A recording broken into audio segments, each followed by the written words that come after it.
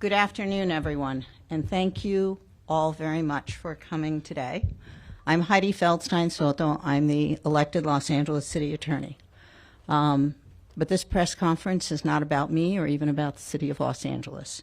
I'm really honored to be joined here today by my friend and our Los Angeles Mayor, Karen Bass, by Mayor Victor Gordo of Pasadena, Mayor Chelsea Byers of West Hollywood, Mayor Salvador Melendez of Montebello, Vice Mayor Freddie Puzo of Culver City, and Mayor Pro Tem Elizabeth Yang of Monterey Park. Also with us here on the stage is our wonderful former U.S. Attorney, Martina Estrada, who's at Munger, Tolles & Olson, and they have been representing us in the finest tradition of professionalism, excellence, and pro bono publico work. They represent all of the interveners except two. The parties, the interveners, in addition to those up here, include the County of Los Angeles, who could not be present, and the cities of Santa Monica and Pico Rivera. They have joined us in court. They are on the complaint as proposed plaintiff interveners, but they couldn't be present at the press conference. It's now been more than a month. June 6th is really when it started, although people like to say June 7th. But it's more than a month since Angelenos awoke to a completely frightening and new reality on our city streets. The federal government has concentrated thousands of immigration agents, of armed immigration agents, many of whom lack visible identification, and military troops in our communities, in our streets, conducting unconstitutional raids, roundups, and anonymous detentions, sowing fear and chaos among our residents. Just yesterday, there was an extraordinary escalation and an apparently completely performative show of force in MacArthur Park, not because of any criminal activity that warranted that kind of display of force. To the contrary, it was done cruelly at a time of day when the only activity going on in MacArthur Park was a summer camp for kids. And that's what the display was about. Immigrants are our family members. They are our neighbors, our co-workers, our classmates, our colleagues. The scale of these raids and the tactics that are being used are not a response to any threat level. Local law enforcement for this kind of force would require a showing of real threat. That's not what's happening here. This seems to be designed to be aggressive, to instill fear, not responsive to respond to a threat. So we are here today because of the tactics and the disproportionate force being used by the federal government in our communities. We stand as one community. These unconstitutional roundups and raids cannot be allowed to continue. They cannot become the new normal. This cannot become routine, to send militarized troops into our streets without reasonable suspicion, without probable cause, to round people up and take them away. As Los Angeles City Attorney, I lead one of the nation's largest municipal law offices. I am the first Latina in this role, and so this issue hits particularly close to home for me. Mi corazón en este tiempo está y resta y se queda con mi pueblo y con toda comunidad inmigrante. My heart goes out to my people and to every immigrant community across our city. These federal operations have already damaged the trust between law enforcement and our communities, our residents. We have been using every tool available in my office to fight back. We have filed amicus briefs in the Attorney General's suit up north. We have supported the government's request for a temporary restraining order there, and we have moved to intervene in the ACLU Public Counsel lawsuit down here. We intervened in a lawsuit called Vasquez Perdomo versus Noem regarding 5 individuals and 3 immigrant representation membership organizations asserting the violation of rights under the Fourth and Fifth Amendment. We as jurisdiction not only support our residents in stopping these unconstitutional practices, but we, in effect, assert our own rights under the 10th Amendment and as jurisdictions that have ultimately local control over our police powers. We all owe a tremendous debt of gratitude to Munger, Tolles, and Olson, especially Dan Levin, John Schwab, and Martina Strada, for representing us so well and for the public good. I do want to close by thanking members of my team, because you don't do this alone. So from my Chief Deputy, Valerie Flores, to my Municipal Branch Chief, Mike Dundas, Public Rights Chief, Michael Bostrom, and Deputy City Attorneys Randall Summer, Ria Cousineau, and Supra Chief Puri, to Danette Garcia, Karen Richardson, and Ivor Pine for letting us put this together. This is our trumpet call to action. Our communities will not continue to be abused in this manner. And with that, I'd like to take a moment to introduce my mayor, Karen Bass.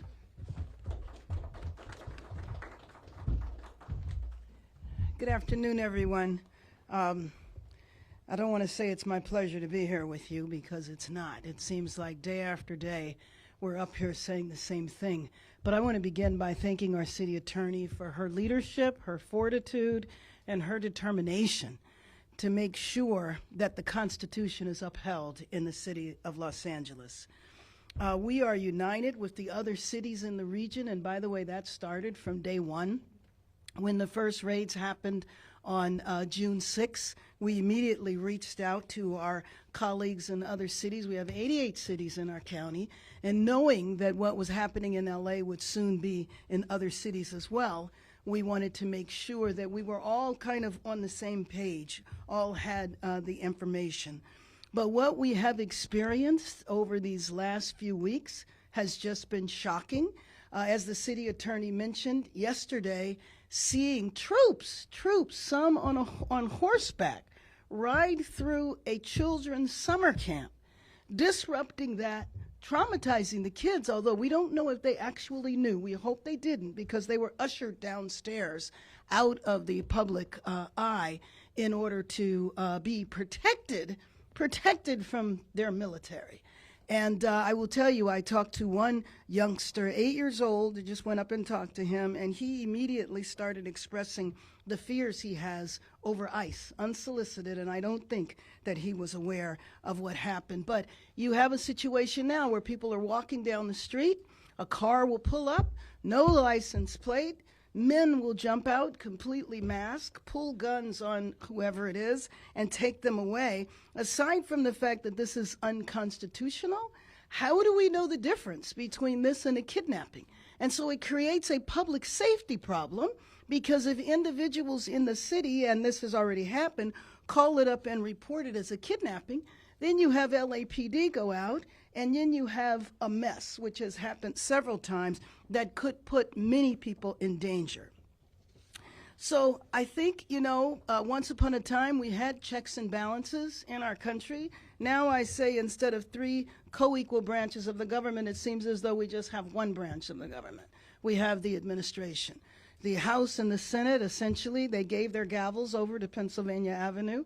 And what the president did in the first administration significantly altered the courts. Having said that, the courts we will still go to for a remedy as we are today. It is critical that we use every single venue, every single possibility of seeking justice, and that's what we're doing today. And I do hope that the courts especially issue this injunction and stop this.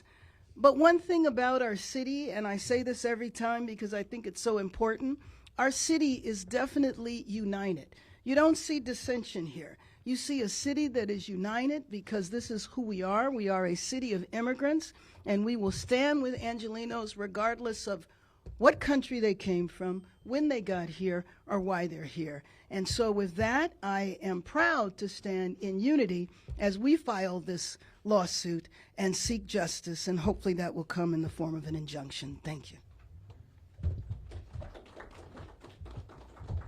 And now, a city that is the third largest city in our county and that has been the site of many of these unprovoked raids, I'm proud to introduce Mayor Victor Gordo of Pasadena.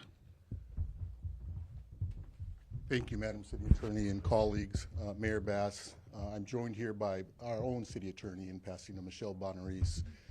Let me just say that what is occurring in our country, and certainly in Pasadena and Los Angeles in our region, is unacceptable. Not too long ago, we had 3 gentlemen who were on their way to work in the burn area in Altadena, sitting at a bus stop. What I say is enjoying the breakfast of champions, donuts, juice, and milk, and waiting for the bus to pick them up to go help our ailing community in the burn area. And they were picked up by armed and masked men in Pasadena, who also pulled a gun out on a resident in Pasadena and aimed that gun towards that resident. Behind that resident was a parking lot, a sidewalk full of people. Behind them, a parking lot in front of a grocery store, 2 blocks from my home where my family and I shop. It's unacceptable in my neighborhood. It's unacceptable in every neighborhood in this county, in this state, and I would say to you, the country and the world. For an armed man to jump out of a vehicle, not identify themselves, wield a weapon towards innocent bystanders. Imagine the parade of terribles if that officer or agent had tripped, accidentally or intentionally pulled the trigger, missed, and an errant bullet would have gone into that crowd, the parking lot, and or the grocery store. It's absolutely unacceptable. Following those actions, a woman on her way to work on a Sunday afternoon, or Sunday morning I should say, to help terminally ill and infirm seniors, was snatched up from our streets. A woman who had been here for close to 30 years. Both of her children are U.S. citizens. She's raising them here, actually 4 children, and she was snatched up as she was going to work to help our infirm and terminally ill seniors. That's just unacceptable. It's un-American, and it can't continue to happen. And so we're calling on the federal government together, and I thank all of my colleagues for standing with us and saying this has to end. As mayor and the first Latino mayor of the great city of Pasadena, I'm offended for our city by the federal government on behalf of our city and our region. As an attorney, I'm offended by the complete violation of due process in our constitutional rights. As an immigrant, I'm offended by the immorality and the plain out just dismissal of people who are here to contribute and want to help, as my family did, as I did, build a great nation. And so I join my colleagues, and again, thank them all and thank all of you for standing with us and saying there's no room for hate in our cities, there's no room for hate in our state, our country, or the world. Thank you.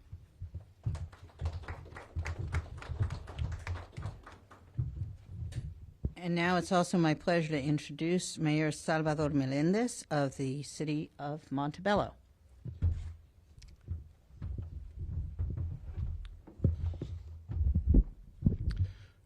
Good afternoon, everyone. Sal Melendez, Mayor for the City of Montebello.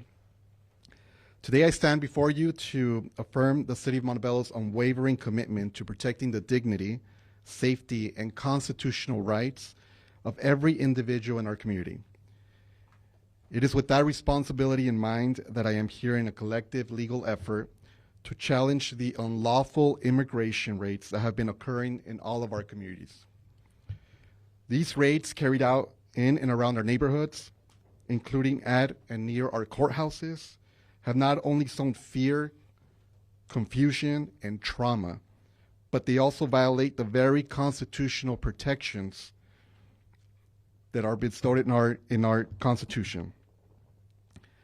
And that's constitutional protections that every resident, regardless of status, is entitled under the law. These are actions that defy the spirit of due process, public safety, and local control. We have been in collaboration with the City of Los Angeles, amongst many of the neighboring cities, to ensure that the specific experiences and impacts faced by the City of Montebello are accurately reflected and represented in the formal legal complaint that has been filed.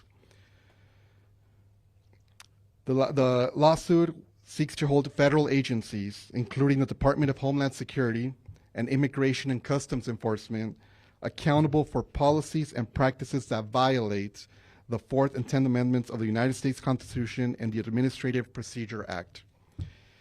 And let me be clear, we cannot allow families to be torn apart without due process, and we cannot stand silent while the constitutional rights of our residents are trampled.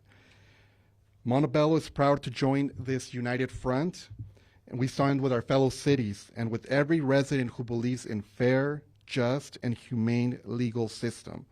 Our message to our community is simple. You belong here, you are protected, and we will fight for you. Thank you for having me here.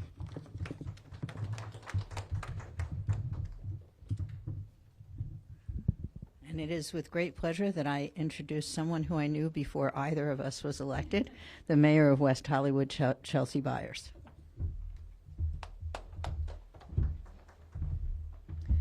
Good afternoon. My name is Chelsea Byers. I am the mayor for the city of West Hollywood, a city that has proudly been a sanctuary city since the time of our founding for both immigrants and LGBTQ individuals. The city of West Hollywood unequivocally condemns the ongoing ICE raids that are targeting immigrant families across our region. West Hollywood experienced an ICE raid on the 4th of July at a beloved local car wash. What we saw was deeply inhumane treatment of beloved community members and workers, and what we are sitting with now is fear and heartbreak. These actions are not only disruptive, they are also discriminatory and deeply destabilizing to our communities. They sow fear in our neighborhoods, divide families, and undermine public trust in the rule of law and due process. We have real needs going unmet: food assistance, health care, housing support, and rental assistance. But this is what the federal government wants to do to our communities? Unacceptable. West Hollywood stands with cities across the region in rejecting these tactics. We reaffirm our commitment to protecting the dignity, the rights, and the humanity of all people, regardless of immigration status. And we are proud to join this lawsuit and stand in solidarity with cities across this region and across this country in pushing back and challenging this inhumanity. Thank you.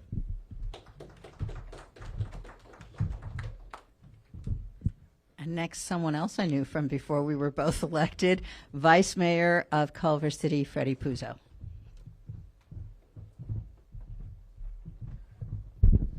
Thank you. Freddie Puza from Culver City. I'm the vice mayor. Mayor O'Brien wanted to be here today, but had a scheduling conflict.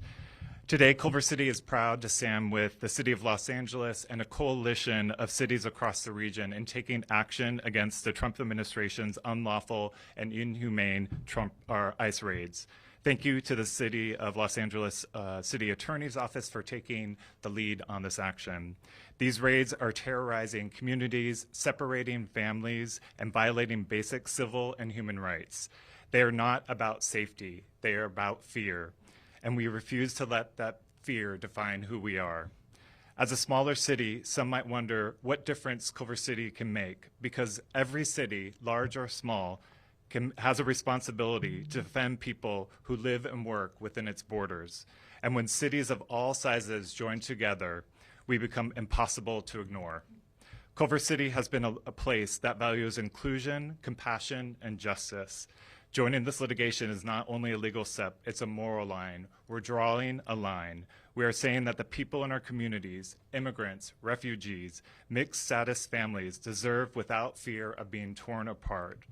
Ultimately, this is about humanity, and Culver City and this coalition of cities is proud to stand on the right side of history. Thank you.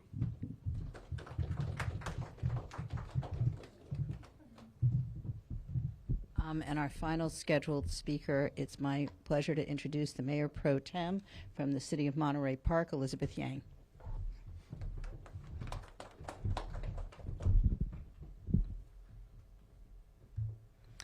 Good afternoon, everyone. Elizabeth Yang, Mayor Pro Tem of Monterey Park.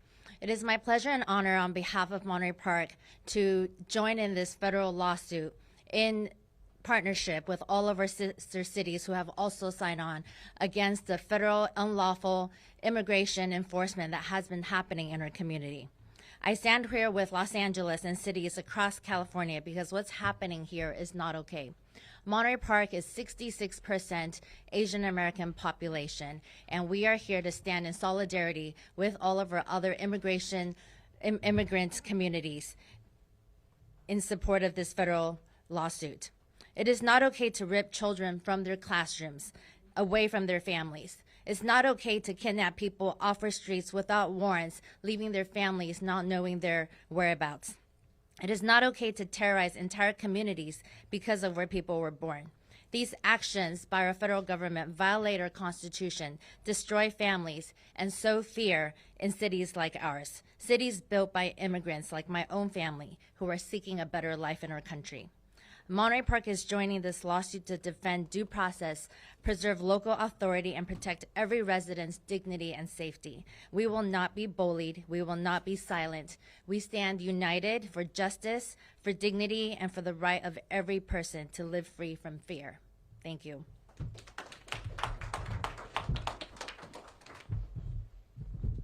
I think those were all of our scheduled speakers. I again want to thank everyone who is here, especially the lawyers from Munger who put this all together on our behalf. I think we're happy to take a few questions, and if you want to ask of anybody up here, I may punt to Munger on a couple of them, but that's okay. Yes, sir. What's the constitutional grounds for this suit? Are you concerned about the law is unconstitutional or the tactics for the execution of the law are unconstitutional? The tactics that are currently being used, the roundups, the raids without reasonable suspicion or probable cause, the fact that they are coming into our communities with the military.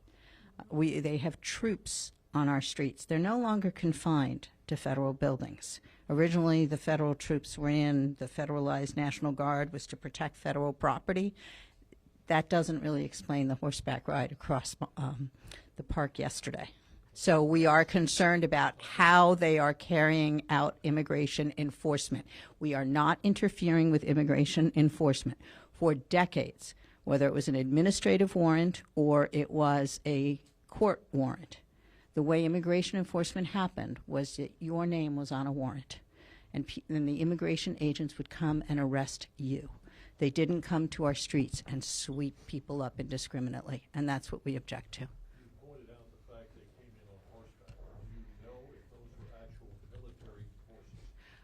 We believe that there were National Guard. We have not identified Marines, if that's the question. What happens if they're Border Patrol? Some of them are California Border Patrol. They still shouldn't be conducting immigration operations on our street without reasonable suspicion or probable cause. It is supposed to be targeted to individuals, not going through a summer camp for school children. Next question.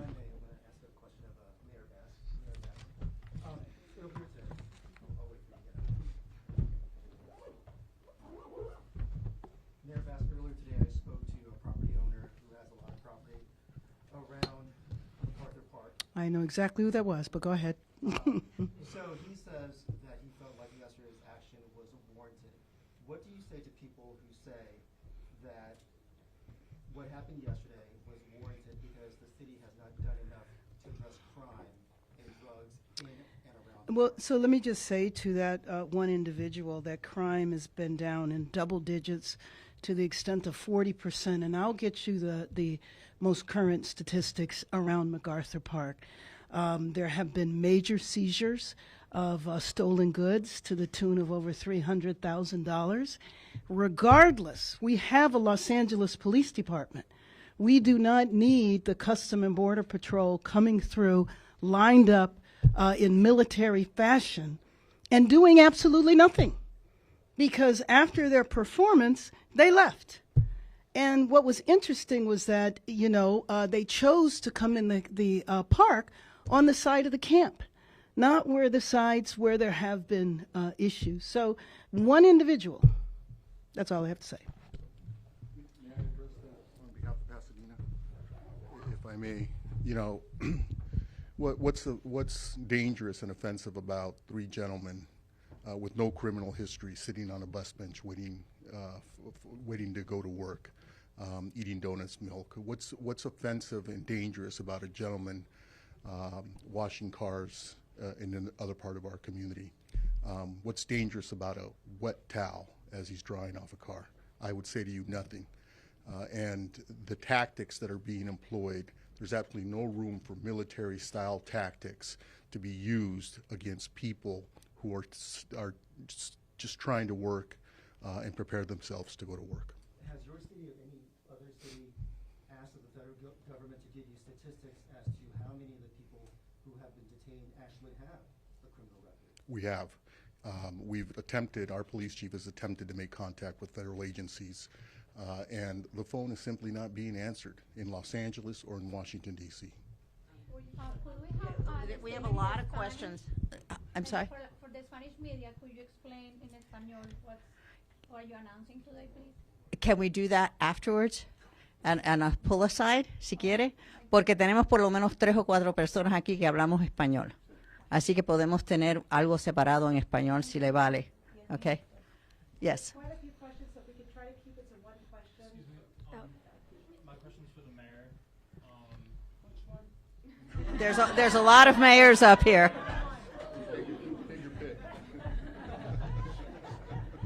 I have other colleagues here. Mayor Bass, this is kind of more of a broader national question. Reports indicate that ICE agents and police officers in Texas have been targeted in ambushes, including in Alvarado, where assailants in tactical gear allegedly lured officers with fireworks before opening fire.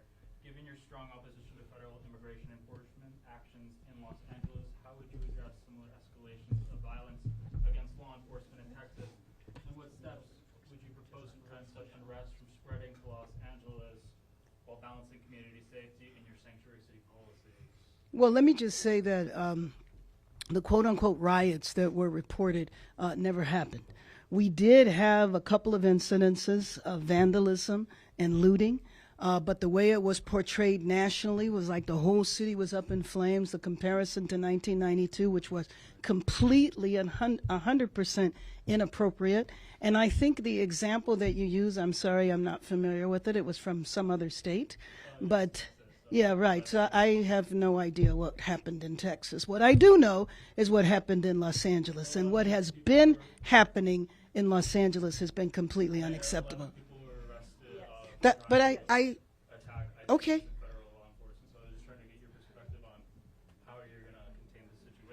Well, I think I answered the question, but I can't respond to Texas. I have a question for the attorney. What you expect if the judge issues an injunction in this case, how would that change what we're seeing in Southern California? You also described the concerns about reasonable suspicion and probable cause. Do you have any numbers or estimates on how many people have been taken under those circumstances? We're still collecting data because to date there's only 8 intervener plaintiffs, the county and 7 cities. I want to say that the injunction does not prohibit immigration enforcement. So let me say that again. Immigration enforcement will continue. There is nothing about the TRO, there is nothing about the position of the local jurisdictions here that seeks to impede or intervene with the constitutional enforcement of the laws of the land. What we are objecting to is the unconstitutional manner in which this administration is seeking to enforce those laws. You had a question back there. Yeah, so many lawsuits that have been filed against the Trump administration's actions, and so many of them have gone nowhere. What makes you think this one might have a future and make a difference?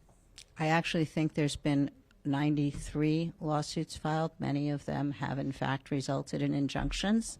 In the last Trump administration, I think that every lawsuit that the city of Los Angeles participated in was successful. So let's say we have a pretty good track record at picking our targets. It is not something that we take lightly. We don't just pop off and sue the federal government. We have not done so before now. And this will not be the only action that we are taking this week or this month, but it is to us the single most significant. It is right here in our backyards. It is right here where our residents can come to court and see what's happening. This isn't happening in some distant forum in Northern California or in Boston, okay? It's here.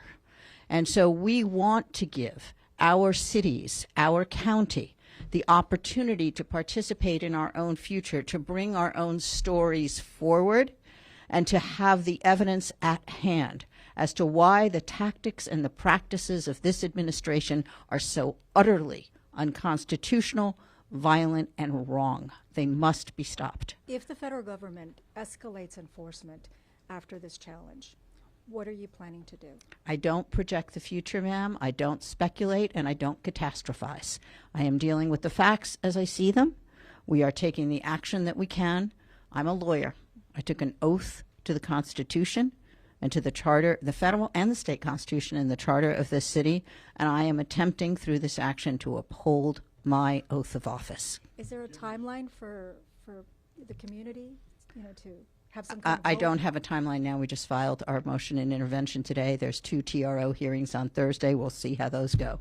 Yes, Pete. Category of a class action, I'll call it injunction category, because the Supreme Court a couple of weeks ago indicated that singular judges, singular jurisdictions cannot issue injunctions that apply to the entire country. Are you looking at this as fitting a new definition of class action being legal with class and the harm in a specific location? The original complaint by the original plaintiffs in this case was filed as a class action. So the individuals have sought class certification. We are suing under our own rights for the harm to our jurisdiction, which is not simply what is happening to our citizens, but what is happening to our tax base, our revenue base, our businesses, okay, public safety, public order, our ability to exercise our core responsibilities under the federal 10th Amendment.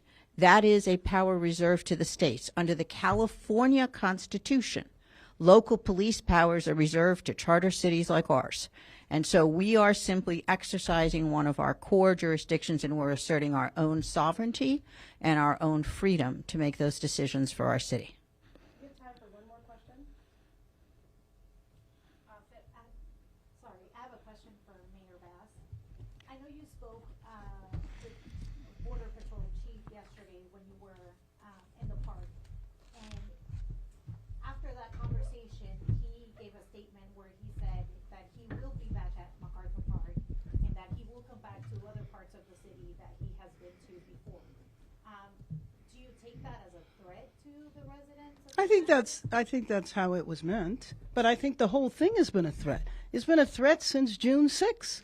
It's been a threat that the federal government, can go wherever they want, using whatever tactics, don't even have to identify themselves, can jump out of cars and snatch people off the street. Originally, this was supposed to have been very targeted. It's not now. And so that's why from the beginning, I have said that I think this is an experiment. I think LA is a petri dish, and they are essentially pressing the envelope to see how far the American public will tolerate the federal seizure of power from a governor. And this random thing is just a way of creating a sense of terror and fear in our community. It is having profound economic impact. It is obviously impacting and traumatizing families, and it is to serve a political agenda, none of which has anything positive to do with our city.